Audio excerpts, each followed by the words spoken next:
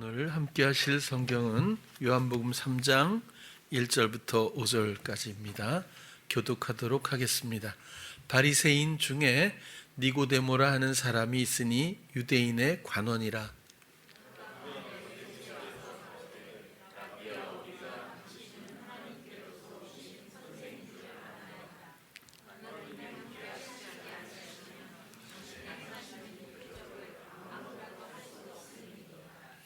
예수께서 대답하여 가라사대 진실로 진실로 네게 이르노니 사람이 거듭나지 아니하면 하나님 나라를 볼 수 없느니라.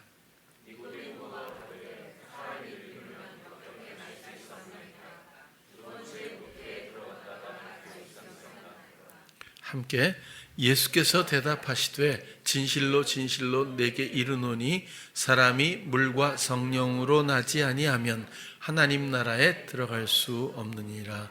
아멘. 오늘도 이미 잘 알고 있는 주제, 거듭남이라고 하는 주제를 가지고 함께 나누려고 합니다. 보통 때 같았으면 제목을 거듭남 이렇게 정했겠지만 조금 더 좀 가까이 다가가고 좀 도발적으로라도 나는 정말 거듭났는가 이렇게 좀 제목을 바꿔보았습니다. 우리가 신앙생활을 하면서 거듭난다고 하는 것은 대단한 축복이고 그리고 당연한 전환해야 마땅한 그런 주제임에도 불구하고 대단히 많은 이런 주제들이 실상들이 모호하게 덮여져 있다, 그렇게 생각이 들 때가 많이 있습니다. 오늘도 바리새인 중에 니고데모라는 사람이 있으니 유대인의 관원이라. 그냥 공무원 정도로 생각할 수 있지만 사실 이 관원이라고 하는 건 통치자, 왕 뭐 그런 정도로 상당한 고위층으로 그렇게 보여집니다. 그가 와서 예수님께 묻지 않습니까? 그래서 예수님, 당신은 하나님께로 오신 선생인 줄 압니다.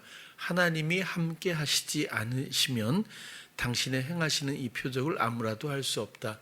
결국 하나님의 아들, 하나님이 보내신 분으로서의 신뢰는, 이해는 가지고 예수님께 나와서 지금 질문하고 있는 그런 모습입니다. 3절로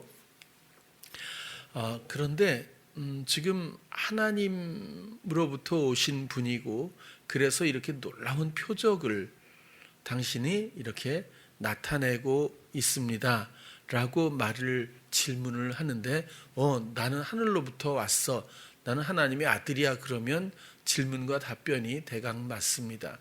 그런데 당신은 하나님께서로부터 오신 선생입니다 라고 얘기했을 때 예수님이 아멘 아멘 진실로 진실로 내게 말한다. 사람이 거듭나지 않으면 하나님 나라를 볼 수 없다. 다시 말해서 니고데모는 하나님 나라에 대한 궁금증을 가지고 나왔다고 보여집니다.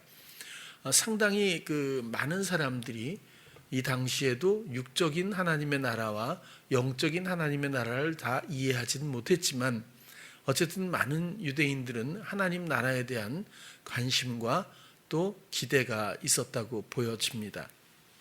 그래서 예수님은 직접적으로 하나님 나라에 대한, 물론 생략된 부분이 있을 수도 있겠지만 여기서의 2절과 3절의 흐름으로 보아서는 직접적으로 그가 궁금해했던 하나님 나라에 대해서 답변을 하고 계시다라고 볼 수 있습니다. 하나님 나라를 볼 수 있다 혹은 하나님 나라에 들어간다, 이런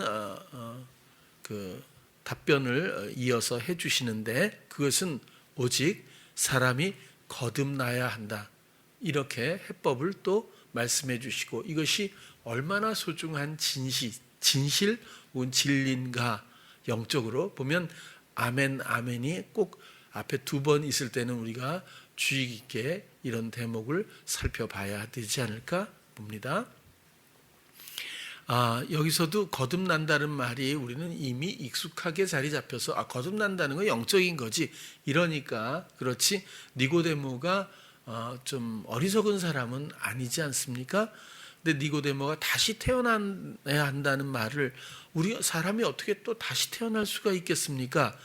어머니 뱃속에 또 들어갔다가 또 태어나는 거 그렇게밖에 이해를 못 하고 있는 그런 모습이죠. 여기서 다시 다시 태어난다 이 말이 거듭난다 이 말이 아노덴 겟나오 아노덴은 위로 새롭게 다시 이런 뜻이고요.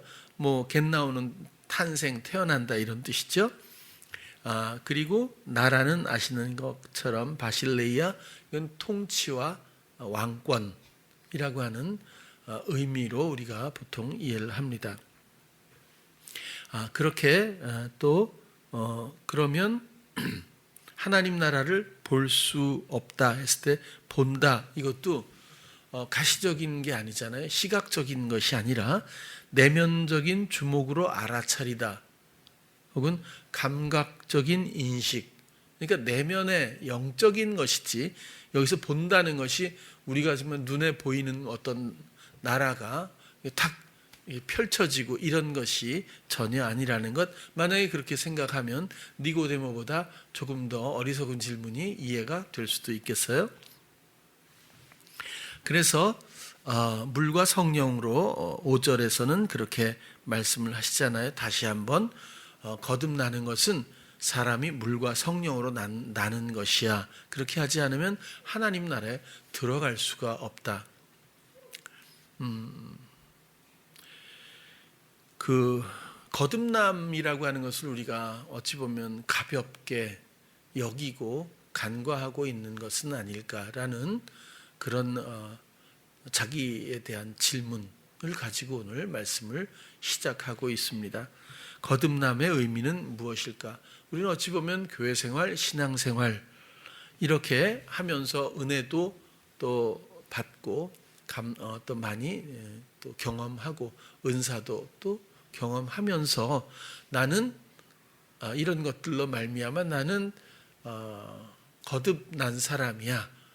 나는 구원받은 백성이야 라고 여기고 있을지도 모르겠다는 거죠. 그러나 꼭 그렇지는 않습니다.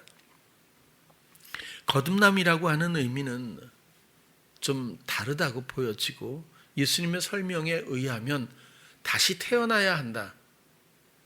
생명의 전환이 반드시 이루어져야 한다. 그리고 그 구체적인 내용으로는 물과 성령으로 다시 태어나야 한다. 이런 뜻을 지금 설명해 주고 계십니다. 한동안은 은사 자체를 또 은혜 많이 받고 그런 것들을 구원의 혹은 거듭남의 증거로 여겼던 그런 경향들이 있었습니다.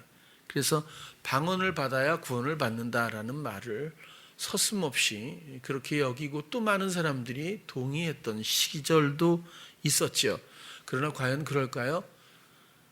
그것은 제가 생각할 땐 전혀는 아니지만 상당히 접근하지 못하는 거리감이 분명하게 있습니다.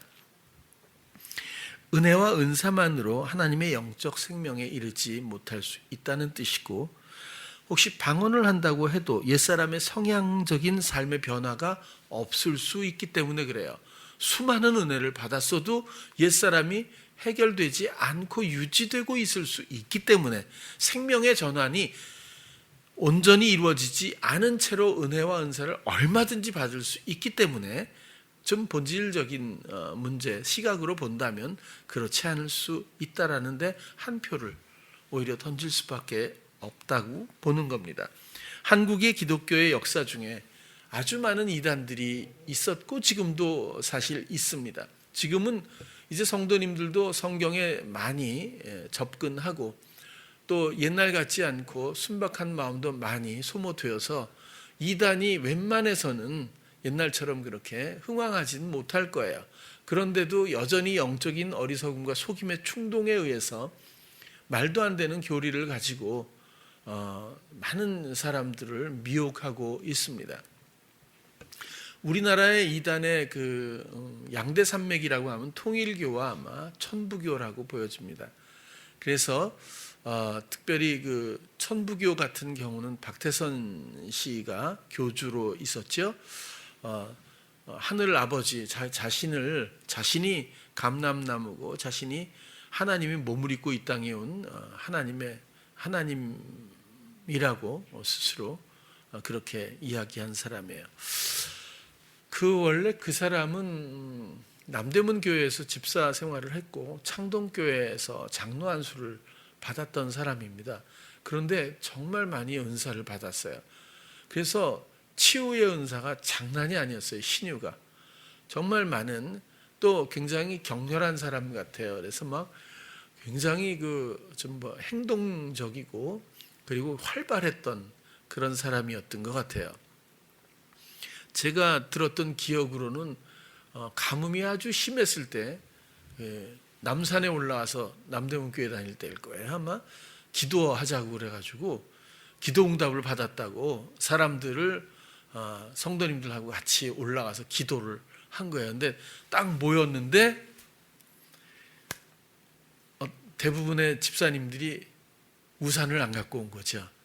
그러니까 그걸 갖고 지적을 하면서 믿음이 없는 사람들이라고, 우리가 하나님께 기도하면 이루어지는데 곧 비가 올 텐데 왜 우산을 안 갖고 왔느냐, 이래갖고 기도를 했는데 진짜 비가 왔다고 그래요. 그래서 이게 대혼란이 일어났던 그런, 정말 막 미혹당하는 거죠.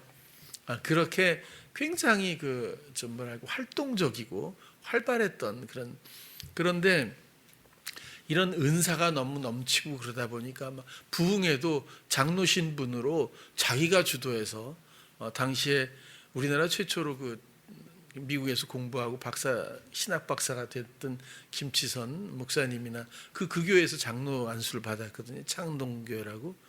그 김치선 박사가 그분이 대신교단의 신학교를 세워서 처음 시작한 목사님이기도 하고요. 근데 아무튼 외국에서 또 부흥사들 불러서 엄청나게 1955년도인가요? 크게 부흥회를 열기 시작해서 막 굉장한 영향력을 끼치기 시작하면서 스스로 높아지기 시작한 거죠. 은혜와 은사가 굉장히 많이 넘쳤었는데 결국에는 예수도 마귀 새끼 사탄의 자식이라고 하고 자기가 감람나무라고 하고 이렇게 해서 부천에다가 신앙촌을 세우고, 교인의 집 근처입니다. 거기에 신도들이 많이 살았어요. 두 번째 덕소에도 세우고 부산 쪽에 기장에도 세웠어요. 신앙촌이라고 해서 한동안은 엄청 진짜 물건도 많이 만들어내고, 지금도 나와요. 런 요구르트. 또 여러분 마트에 가면 눈에 띄는 두부가 있어요. 좀 값도 싼데 보암직도 한 생명물 두부, 생명물 간장. 이 생명물이라는 게요, 생명물에 좋은 물에 두부를 만들었구나가 아니에요. 그게 아니라 이 전도관의 특징이 뭐냐면 생명물이라는 게 있어요. 그건 뭐냐면 박태선 장로도 아니죠. 그 사람이 생명물이라는 걸 이제 교리를 성신 이슬 성신 이런 것도 있는데, 아무튼 생명물로 썩은 시체에다 이렇게 발라도 살이 막 살아난다는 거야. 하얗게. 이런 것도 있고, 먹으면 병이 낫고, 그래갖고 자기 발을 담근 거를 팔기도 했었거든요. 그래갖고 그걸 또 정말 소중히 여기고, 생명물 교리가 있어요, 거기가. 그래갖고 발을 담근 건 아니겠지만 지금까지도 이제 신앙촌이 많이 이제 퇴색됐죠. 그래도 지금 남아있는 어떤 제품들이, 잘 팔리는 제품들이 나름 좀 있으니까 여러분들이 고려해 주시면 좋을 것 같고요.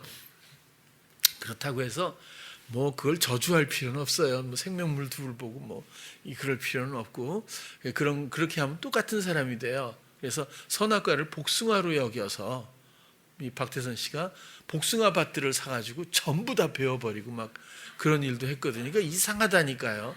근데 사람들이 그렇게 몰라 잘. 그래서 지금도 전도관의 뿌리들이요, 그 후예들 중에서 박태선 키즈라는 사람이 이만희입니다. 똑같아, 비슷하잖아요, 하는 일이. 그 다음에 지금 남은 한 5-6개의 그 종파 중에서 전도관 그 중에서 남아 있는 것이 한 3-4개 되긴 하는데, 그 신천지가 제일 흥왕하고, 두 번째로 소규모로 남아 있는 게 가평 쪽으로 가다 보면 에덴이라고 있습니다. 지금은 이름을 바꿨어요. 근데 에덴 휴게소가 있어요. 거기 굉장히 큽니다. 둥그렇게 이렇게 해서 유람차, 뭐라 그러죠? 이게 막 이렇게 도는 거, 놀이기구 크게 그런 것도 있고, 에펠탑처럼 엄청나게 높은 것도 있고, 굉장히 뒤쪽으로 가면 조경도 잘 해놓고 이렇게 축구장도 있고 모여 사는 그 촌이 따로 있어요. 거기서 다 운영하는 거거든요. 지금 거긴 에덴 휴게소를 이름을 바꿨더라고요. 그렇게 해서 지금도 좀 남아있기는 해요. 근데 만약에 이런 은사들이 나타나지 않았다면 아무도 추종하지 않았을 수도 있어요. 근데 엄청나게 은사가 있었거든요, 실제로. 그런데 결국 옛사람을 벗어버리지 못하고 오히려 속임의 충동에 종노릇을 하게 되는 그런 길로, 멸망길로 그냥 가게 돼버렸잖아요. 아마 그 박태선 씨 그 사람의 아들 박동명이라고 있었어요. 어딘가 옛날에 그 어떤 유명한 미국이에요, 어디에요? 술집에 가면 아주 그 엘리트들만 오는데, 정말 어쩌다가 너무 좋은 일로 어떤 사람이 골든벨을 다 울리면 그날의 술값을 다 내는 거래요, 그 사람이.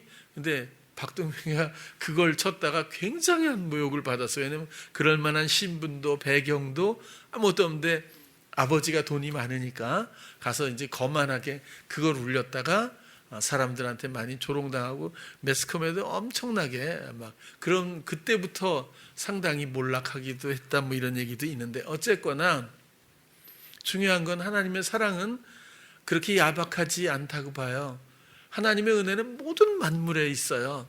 하나님의 은사도 구하면 웬만하면 줘요. 너는만 너 삐딱하게 나갈 거야, 넌 안 줘, 이런 게 아니거든요. 그러다 보니까 사람의 생각으로는, 사람의 생각의 기준으로는 오해가 많은 것 같아요. 근데 여기 있다 저기 있다 할 것이 아니라 여러분들 마음속에 진실한 사랑 안에서 여러분들은 호흡하고 또 이해하고 그리고 늘 함께 하셨으면 좋을 것 같아요.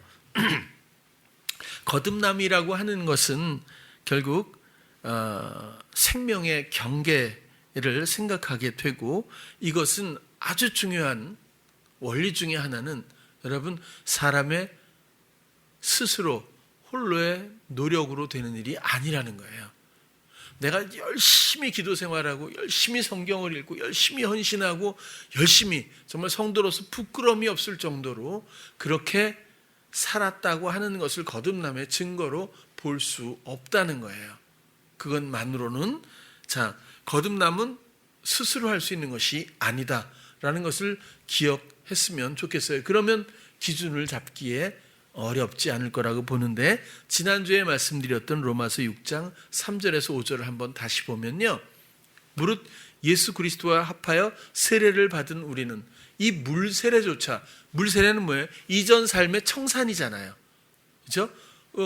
속임의 충동으로 내 마음에 원하는 것들의 부합으로 내가 그것을 실행할 수밖에 없는 원리로 살았던 이전, 예수님의 다스림이, 예수님의 사랑과 지혜와 연합이 전혀 없고 어떤 충동 가운데 내 마음에 옳고 좋아 보이는 것들을 시도했던 이전의 삶, 이것들을 청산하는 것이 물세례입니다.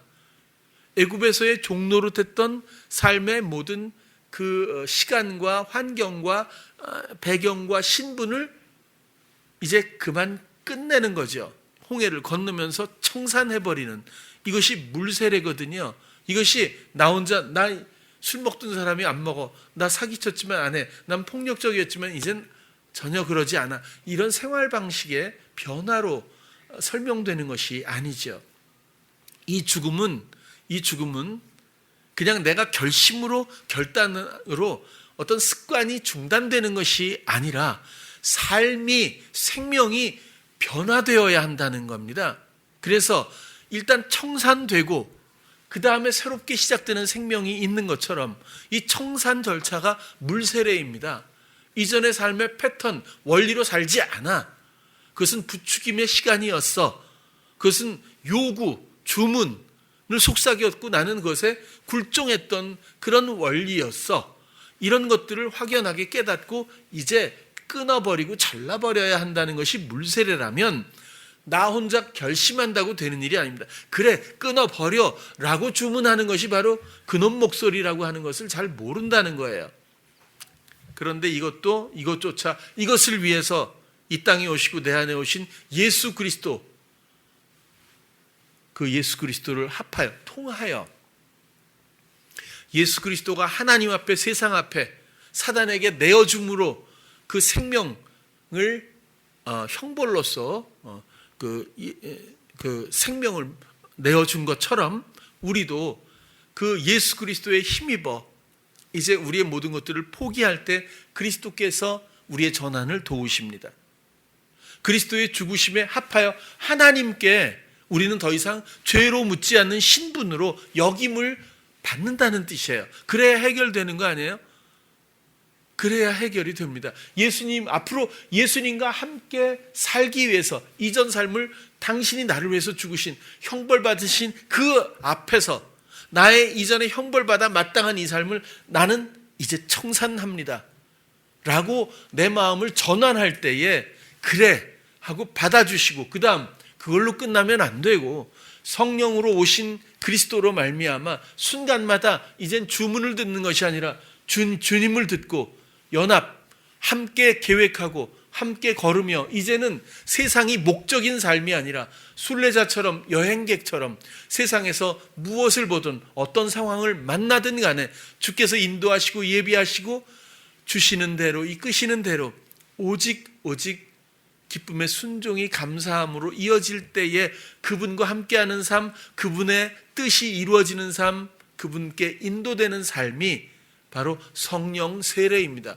세례라고 하는 것은 죽음의 의미, 전환의 의미이거든요. 성령으로 말미암아 새로운 생명으로 전환되었을 때 비로소 그는 세례자라고 말할 수 있고, 이 영역을 성령 세례라고 표현할 수 있겠지요. 이 이전은 물 세례입니다.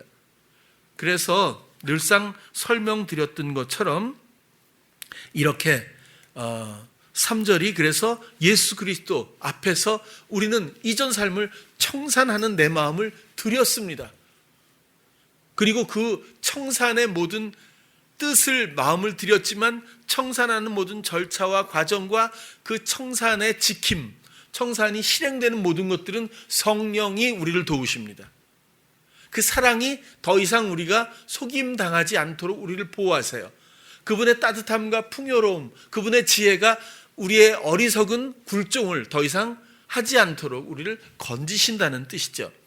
그의 죽으심과 합하여 예수 그리스도의 나 때문에 죽으신 그 죽으심 앞에서 우리도 나도 이전 삶의 죽음이 이제 시작됩니다라는 마음을 드려야 한다는 거죠. 4절, 그러므로 우리가 그의 죽으심과 합하여 세례를 받음으로 그와 함께 장사되었다. 다 말씀드렸죠. 이는 아버지의 영광으로 말미암아 우리를 살리고 우리를 영원한 생명 주시기 위한 하나님의 그 이루신 그 그리스도를 세상에 내어 주신, 그래서 이루신 우리의 구원들, 생명, 이런 아버지의 영광으로 말미암아 그리스도를 죽은 자 가운데서 살리심과 같이 우리로 또한 새 생명 가운데 행하게. 어떻게 해요?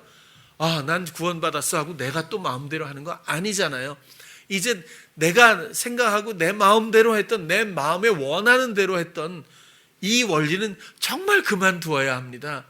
그리고는 이젠 생명으로 오신 예수 그리스도 내 안에 오직 그리스도의 사심에 내가 합하여 기대하면서 주목하면서 사랑의 관심 가운데 항상 알게 하시고 인도하시는 그분의 놀라운 섬세한 친절하심 가운데서 우리는 한 걸음씩 한 걸음씩 그렇게 인도를 받게 됩니다. 여러분,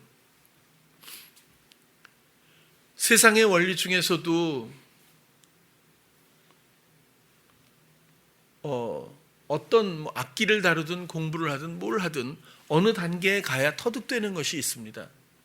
연습을 해도 오늘 막 해서 잘 안 돼요. 그러고 하룻밤 잤어. 그 다음날 되면 이상하게 내 몸이 익숙해졌어. 공부도 비슷하지 않아요?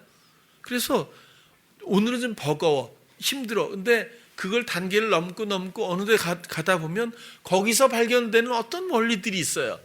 근데 처음에는 그런 걸 전혀 감지를 못해요. 인도하심이거든요. 내가 다 알고 가는 길이 아닙니다. 인생길은 다 아는 것 같아요. 나는 뭐 의사가 될 거야. 나는 뭐 또 교사가 될 거야. 교수가 될 거야. 뭐 아니면 사업가가 될 거야. 뭐 이렇게 방향을 정해놓고 마치 결정된 무엇들을 채워나가듯이 하는 것 같지요. 영적인 것은 그러지 않아요. 바람이 임의로 불되 바람이 아니거든요. 성경은 푸뉴마입니다. 성령이 원하시는 대로 하시는 것 뿐이거든요. 임의로. 그런 것처럼 성령으로 거듭난 사람들은 잘 모릅니다. 난 이렇게 할 거야. 이런 게 없어요. 그냥 성령이 임의로 이끄시는 대로, 원하시는 대로 하기 때문에 우리가 더 이상 원하거나 준비하거나 우리가 계획하거나 이럴 것이 이제는 없다는 거죠. 이것은 성령으로 거듭난 사람들의 모습이라는 거예요. 또 5절도 보면 만일 우리가 그의 죽으심을 본받아 연합한 자가 되었으면 그의 부활을 본받아 연합한 자가 되리라. 이렇게 해서 죽으심에 연합하여 우리의 죽음, 사심에 연합하여 생명, 이렇게 하면 물세례, 성령 세례는 결국 나 홀로 이룰 수 있는 것이 아니라는 뜻을 말씀드리는 거예요. 온전히 그리스도의 피의 공로와 그리스도의 성령에 임하시는 하나님의 생명의 약속 가운데서 이런 것들은 나의 거듭남은 이루어질 수 있다. 거듭남이 물과 성령으로 물세례, 성령 세례로 이루어지는 것이라면 조금 전에 이런 설명을 드릴 수밖에 없다는 겁니다. 나는 이제 이전에 하던 습관을 난 하지 않아. 이런다고 해서 달라질 것이 본질적으로는 없을 수 있다는 거예요. 은혜는 받고 은사는 받아도 생명의 전환이 없을 수 있다면 경계할 수밖에 없겠죠. 은사를 포기하고 은혜를 거부하자는 얘기가 전혀 아니지 않습니까? 그죠? 가장 중요한 것은 생명 주시려고 하는 하나님이고 우리에게 생명 주시려고 몸을 입고 이 땅에 오셔서 스스로 생명을 세상에 내어주고 포기하신 분입니다. 그리고 비로소 새로운 생명으로 영원한 생명으로 우리 안에 오셔서 생명 되신 분입니다. 그래서 우리가 버려야 할 것과 취해야 될 것, 우리가 그만두어야 할 것과 우리가 이제 함께 해야 될 것에 대한 분명한 경계의 이해가 없이 거듭났다고 하는 것은 대단한 무리가 있을 수도 있을 거예요.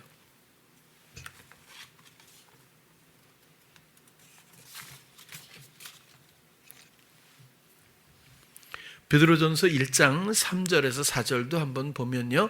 찬송하리로다 우리 주 예수 그리스도의 아버지 하나님이 그 많으신 긍휼대로 예수 그리스도의 죽은 자 가운데서 부활하심으로 예수 그리스도의 죽은 자 가운데서 부활하심으로 죽음과 부활, 생명, 말미암아 우리를 거듭나게 하사. 내가 결심하고 내가 바꿔서 되는 일이 아니라 예수 그리스도의 죽은 자 가운데서 부활, 거기에 우리의 죽음, 우리의 새로운 생명, 이것으로 말미암아 우리를 거듭나게 하사 산 소망이 있게 하시며, 소망만 있는 게 아니라 4절 썩지 않고 더럽지 않고 쇠하지 아니하는 기업을 있게 하시나니, 하늘의 것, 상속, 소유 이런 뜻입니다. 곧 너희를 하늘에 간직하신, 너희를 위하여 하늘에 간직하신, 하늘에 미리 보고 그때 만들어 주신 게 아니라 하늘에 간직했던 하나님이 우리를 주시기 위해서, 우리를 양자 삼으시고 자녀 삼으셔서 하나님이 주시기 위해서 간직했던, 썩지 않고 더럽지 않고 쇠하지 않는 것. 여러분, 거듭난다고 하는 것은 생명에 대한 문제라고 말씀드렸잖아요. 알에서 깨어나는 어떤 닭도 있고 여러 가지 있겠죠. 악어도 있고 여러 가지 거북이도 있고, 그래서 알을 깨고 나와요. 알 속과 알 밖은 너무 다른 세상입니다. 이거 하나의 원리거든요. 그렇죠?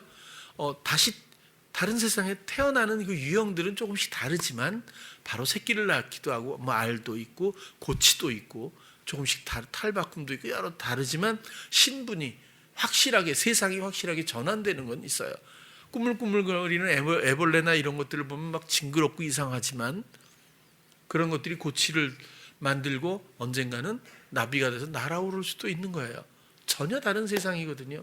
사람도 마찬가지입니다. 어머니 뱃속에서 신기하다는 말로도 이게 불가능할 거예요. 아마 여성의 입장에서 아이를 낳았을 때 그 느낌, 감정은 저는 뭐 남자라 잘 모르지만 아마 굉장히 오묘하지 않을까, 신비하지 않을까 그런 생각을 한번 상상을 해봅니다.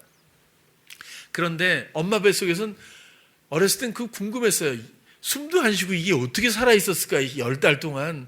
숨을 쉬어야 사람이 살잖아요. 근데 숨을 참고 물속에서 어떻게 이게 애가 살고 있지 이런 생각이 들어요. 아가미도 없는데. 근데 어쨌거나 뭐 다 알아서 하시겠죠. 산소공급 탯줄을 뭐 통해서 하시든지. 근데 어쨌거나 이제는 엄마 뱃속에서 나오면 거꾸로 잡고, 요즘도 그러나요? 엉덩이를 때려갖고 막 울게 하잖아요. 울어야 호흡이 되니까 그렇다고 그래요. 근데 나오면 드디어 폐로 숨을 쉬는 새로운 세상이잖아요. 살만한 세상일지는 모르겠지만 고생문이 뭐 열렸는지는 모르겠지만 어쨌거나 전혀 엄마의 뱃속에서의 거긴 또 나름대로의 뭐 따뜻함도 있고 또 안전함도 있었겠죠. 근데 어쨌거나 나오면 이제 자기가 해야 되는 자기만의 어떤 여러 가지 자기 삶이 시작되는 전혀 다른 차원이 다른 세상이에요. 여기서 끝날까요? 거듭남이라고 하는 것은 이 썩을 몸으로 다시 태어났지만 이것을 심어서 썩지 않을 것을 얻기 위한 다시 태어나는, 진짜 태어나는 그 다음 단계에 입문하기 위해서 인생이라고 하는 과정을 우리에게 허용하셨다라고도 말할 수 있지 않겠습니까? 여기서 끝날 수 없잖아요. 여기서 끝나면 안 되잖아요. 사단은 육체로 끝나게 합니다. 거듭남이라고 하는 것은 육체로 시작했지만 우리는 영적인 영원한 하나님의 생명을 소유한 자, 하늘에 간직한 모든 그런 것들을 상속받는 그 신분으로서의 전환, 그것이 거듭남의 소중한 의미 중에 하나라고 생각할 수 있겠습니다.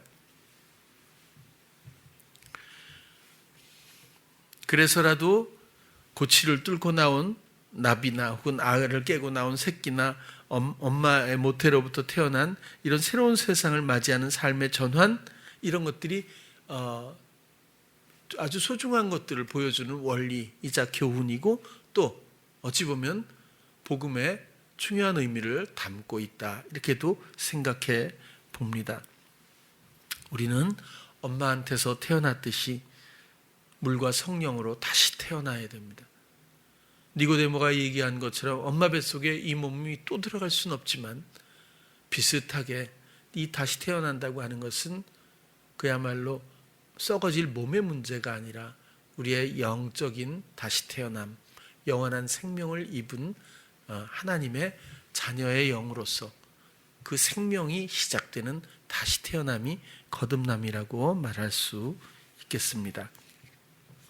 오늘 제목대로 나는 거듭났는가, 이렇게 진단을 한번 우리가 해본다면 나는 아직도 육적인 가치와 사고방식에 이끌리며 살고 있는가, 세상적인가를 한번 조명해 보면 어느 정도 진단이 될 거라고 생각이 들어요. 세상을 거부하자는 게 아니라 아직도 세상을 내가 경영하고 있다면, 경영주로서 서 있다면 그것은 경계해야 마땅합니다. 두 번째로는 에덴의 원리, 다시 얘기해서 주문을 듣고 끌려가는 그런 원리가 내 삶에 아직도 건재한가, 그런 부추김에 의해서 내가 하고 있는 모습들이, 그 내용은 정말 중요해요. 내용은 할만하니까 하지 않겠어요? 사기꾼이 성공하는 이유가 뭐죠? 반응할 만하니까 사기가 성립되는 거 아닐까요? 그래서 어찌 보면은 한동안 보이스피싱이 시작되고 그럴 때 중국에서만 이렇게 조선족이나 이런 그런 사람들을 고용해서 막 했잖아요. 그래서 딱 들어보면 말투가 좀 다를 때가 있었어요. 요즘엔 뭐 너무 진화해서 뭐 진짜 막을 방법이 없을 정도로 아주 묘한 방법들도 많이 있긴 한데, 초창기에는 뭐 그래서 유행어가 당황하셨습니까? 뭐 이런 거 있었잖아요. 그런 것처럼 우리가 만약에 딱 분별이 된다면 더 이상 속임을 당할 이유가 없죠. 사단은 그렇게 무능하지 않습니다. 나는 아직도 그래서 이렇게 주문의 속삭임을 분별하지 않고 간과하고 있다면, 수용하고 있다면, 그렇다면 나는 거듭난 하나님의 생명, 이 거듭난 자로서의 모습에서 아직도 생각할 것이 많이 있을 것 같아요. 사단은 에덴에서부터 지금까지 사람들에게 주문을 끊이지 않고 있어요. 그 주문은 옳아 보이고 또 들을만 하기 때문에 또 익숙해져서 분별을 잘 못합니다. 그것 무능하다고 힘들다고 생각하지 마세요. 들었던 그는 나는 죽었습니다. 혹은 그렇게 반응하던 나로 이제는 나는 그렇게는 원하지 않아요 라는 나의 정한 마음이 있어야 돼요. 그럼 주님이 해주셔요. 나의 죽음을 깨끗게 해주시거든요. 그래서 에덴에서도 보암직도 하고 먹음직도 하다, 이건 좋아 보이기도 하고 마음에 그렇게 했으면 하고 원하는 것이 그때부터 형성되기 시작해서 실행에 옮기게 된 그런 원리라고 말씀드렸죠. 그것이 죄의 원리이고 또 이전의 생명입니다. 아직도 삶의 목표가 그럴 수 있어요. 좋은 직업, 좋은 배우자, 좋은 자녀, 건강, 풍요, 성취 이런 것에 있다면 안개와 같고 들풀과 같은 허망한 인생길 위에 서 있는 것이고, 오직 내 안에 성령을 통해서 하나님의 다스림만을 구한다면 그런 것들은 포기당하는 것이 아니라 이에 더하여 주시는 덤에 불과하다는 것을 언제든지 경험할 수 있게 됩니다. 베드로전서 1장 23절에서 25절도 빼먹었는데 한번 읽어드릴게요. 너희가 거듭난 것이, 우리가 거듭난 것이 썩어질 씨로 된 것이 아니에요. 육체의 축으로 된 것이 아니고 썩지 아니할 씨로 된 것이니 하나님의 살아있고 항상 있는 말씀으로 되었느니라. 이 말씀은 로고스입니다. 또 이 로고스는 그냥 들려지는 이야기하는 이런 말, 소리를 넘어서서 존재이기도 하고, 그리고 말씀이 육신이 된 예수 그리스도가 성취하신, 이루신 죽음과 다시 사심의 부활, 이런 모든 것들도 포함되어 있고, 자의로 말하지 않았던 예수님처럼 성령께서 자의로 하지 않고 지금도 우리 마음에서 들려주시는 그 말씀의 본질적인 모든 통합적인 하나님의 우리를 향한 사랑의 사역입니다. 그 말씀으로, 살아있고 항상 있는 그 말씀으로 우리가 거듭나게 된 과정과 그 모든 내용들을 설명하고 있다고 보여지고요. 그러므로 모든 육체는 풀과 같고 모든 영광이 풀의 꽃과 같으니 부디 풀 혹은 풀의 꽃을 구하는 일에 몰두하지 않았으면, 낭비하지 않았으면 해요. 풀은 마르고 꽃은 떨어지되 오직 주의 말씀은 세세토록 있도다 하였으니 너에게 전한 복음이 곧 이 말씀이니라. 여기서 이 주의 말씀, 이 말씀은 로고스가 아니에요. 흐레마라고 하는 단어인데요. 이 단어는 흐레우라고 하는 데서 파생됐죠. 흐레마라고 하는 단어는 이야기하다 이런 뜻이고요. 명령하다 이런 것도 있어요. 그리고 중요한 게 하게 만들다 이런 뜻이 있는데, 이건 무슨 뜻이냐면 로고스는 존재라고 한다면 여기서의 이 흐레마, 흐레오 같은 것들은 성령께서 우리에게 말씀 전달하는 이야기의 그 과정의 형태를 말하고 있고, 또 그래서 명령이라고 이야기하고 이야기하다. 그러나 그냥 말로만 끝나는 것이 아니라 우리가 그 말씀을 접하는 순간 그곳에는 엄청난 힘이, 능력이 있어서 우리의 영혼을 깨우고 우리의 마음을 씻기고 우리를 지혜롭게 하고 우리의 시각과 우리의 귀를, 모든 것들을 열어서 감각하게 하고 실행하게 할 수 있는 모든 힘을 제공하심으로 말미암아 함께 손을 잡고 성취, 이루어갈 수 있도록, 길을 갈 수 있도록 모든 감각으로 반응할 수 있도록 그렇게 이끌어 주십니다. 그래서 하게 만들다, 그렇게도 설명하고 있다고 보여집니다. 하나님은 우리의 모든 것을 아시고 우리를 가장 좋은 것으로, 가장 아름답고 영화롭게 하시기 원하십니다. 우리의 모든 시도는 어찌 보면 하나님 없이 하는, 그리스도 예수와 상관없는 나 홀로 시도하는 그 모든 시도는 하나님의 뜻을 어긋나게 하는 회방일 뿐입니다. 그것이 아무리 좋아 보이고 아무리 사역적이고 아무리 훌륭하게 선하게 보인다고 하더라도 그것은 회방일 뿐입니다. 거듭난 사람은 무명한 자 같으나 유명하고 궁핍한 것 같으나 믿음에 부요한 자들이 틀림없습니다. 우리가 원하는 것은 세상의 것이 아니에요. 우리가 원하는 것은 육신적인 것이 아닙니다. 썩을 것을 통해서 그것을 버림으로 말미암아 썩지 아니하는 것을 얻는 이 과정, 이 거듭남을 통해서 놀라운 하늘의 것을 경험하고 소유하고 누리고 영원에 거할 수 있습니다. 그것이 복음이죠. 그렇다고 해서 세상 것은 다 안 돼. 또 이렇게 하면 정말 이해를 잘 못하는 거고, 그런 게 아니라 모든 것을 주님이 하셔야 해요. 돈을 벌어도 주께서 제공하시는 것, 그리고 이것도 나의 것이 아닌 것이 가장 행복한 자리입니다. 그러면 더 주실걸요. 그리고 주가 원하시는 대로 사용할 때의 그 행복은 세상에는 없습니다. 그리고 하나님의 놀라운 지혜와 이 아름다운 풍요에 동참하는 동역자로서의 이 행복감은 세상에는 없지 않겠어요? 건강해야 행복한가요? 아니. 성공해야 행복하든가요? 돈이 많으면 행복하든가요? 아니잖아요. 알면서도 끌려가는 것이 인생입니다. 그것이 아니라 이런 것들이 포기되는 것이 아니라 거듭난 하나님의 이제 온전한 자녀로서 가장 뒤에 따라오는 덤은 물론이고 나의 하나의 생명은 그것도 물론이지만 정말 하나님이 정말 원하시는 그 소망이 뭘까요?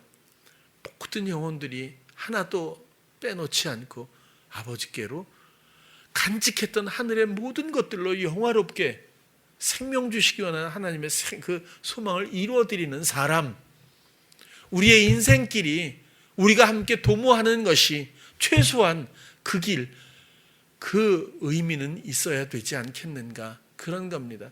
나 하나 거듭난다고 행복할 것도 아니고 하나님이 원하시는 것, 나의 주 예수 그리스도께서 정말 소망하시는 그것을 함께 감각하고 이루어 드릴 수 있는 손발이 될 수 있다면 행복이라는 말로도, 또 그 길 위에 있으면 다른 것이 얼마나 무의미한지 무가치한 건지 금방 알죠. 이전에 내가 얼마나 붙들려 살았는지, 그 붙들림으로 해결되지 않는다는 것은 역사가 증명하지 않습니까?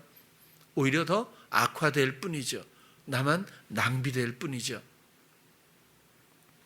거듭난 생명답게 주께 모든 것들을 의뢰할 수 있기를 바랍니다.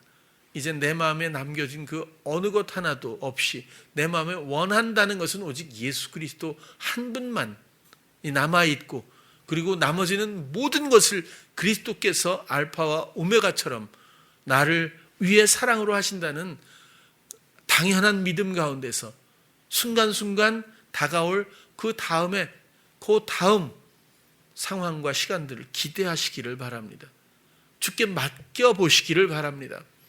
그리고는 함께 걸으며 간직했던 하나님의 수많은 은혜와 은사들을 그렇게 누리시기를 바랍니다. 그리고 그리스도로 말미암은 놀라운 풍요, 하나님 이건 저의 것이 아닙니다. 하나님 이것은 내가 한 것이 아니잖아요 라는 것이 일상이 되어 하나님의 다스림이 정말 풍요로운 이 땅에 놀라운 썩지 않은 생명의 그런 성도들이 부디 되셨으면 좋겠어요. 그렇게 나의 거듭남을 다시 살펴보며 물과 성령으로 그리스도의 죽으심과 부활하심에 합하여 나의 죽음과 생명이 이루어진 진정한 하나님의 백성들 모두 되시기를 축원합니다. 기도하겠습니다. 사랑의 하나님, 이 땅에 보여지는 것이 다가 아닌 줄로 압니다. 우리는 어머니 태에서 태어났지만 이 세상을 통해서 우리가 또다시 썩을 것을 심어 썩지 않을 것을 얻는 하나님의 놀라운 계획을 알고 감사를 드립니다. 우리를 부르시고 여기까지 인도하신 분도 하나님이십니다. 이제 다음 걸음걸음에서 그리스도의 죽음 앞에 우리의 기쁜 죽음이 있게 하시고 또 그리스도의 사심이 우리 안에서 온전히 충만케 되기를 원합니다. 이 모든 거듭남을 통해서 오직 하늘의 모든 것들을 상속받는 축복의 성도들 삼아 주시옵소서. 예수님 이름으로 기도드렸습니다. 아멘.